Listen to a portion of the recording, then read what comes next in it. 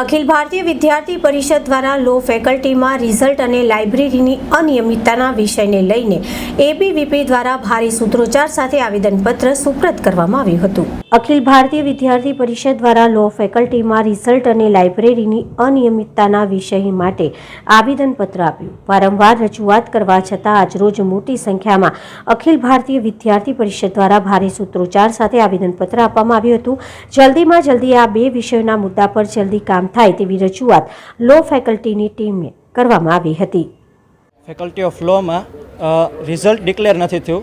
Second year BLLB, fourth year BLLB અને fifth year BLLB અને first year LLBનું Akhil Bharatiya વિદ્યાર્થી પરિષદ જે પ્રવેશ પરીક્ષા અને પરિણામ ઉપર કામ કરે છે ને એમાં ફેકલ્ટી ઓફ લોએ હજી 72 દિવસ થઈ ચૂક્યા છે અને રિઝલ્ટ ડિક્લેર કર્યું નથી।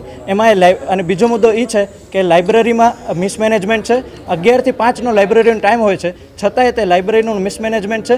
છોકરાઓને 2 વાગ્યા સુધી વેઇટ કરવું પડે છે। બુક ઇસ્યુ થયા બાદ પણ બુક્સ જમા નથી કરતા અને સાથે ઘણી બધી વાર લાઇબ્રેરી બંધ હોય છે। અને બીજો કે રીઅસેસમેન્ટ એટલે છોકરાઓની કેટી આવી હોય તો કેટીનું રીચેકિંગ માટેની પ્રક્રિયા હોય છે, એ પ્રક્રિયાની લિંક બંધ થઈ ગઈ છે તો છોકરાઓને એના માટે બહુ તકલીફ થાય છે। તો એ લિંક પાછી ઓપન થાય એની અમે માંગ કરીને આવ્યા હતા અને મેડમે એમ કીધું છે કે એ વાત કરશે ઉપર ફેકલ્ટીમાં અને અમે એમને અલ્ટિમેટમ આપ્યું છે 48 કલાકનું કે 48 કલાકની અંદર જો રિઝલ્ટ ડિક્લેર ન થયું તો અખિલ ભારતીય વિદ્યાર્થી પરિષદ ઉગ્રમાં ઉગ્ર આંદોલન કરશે।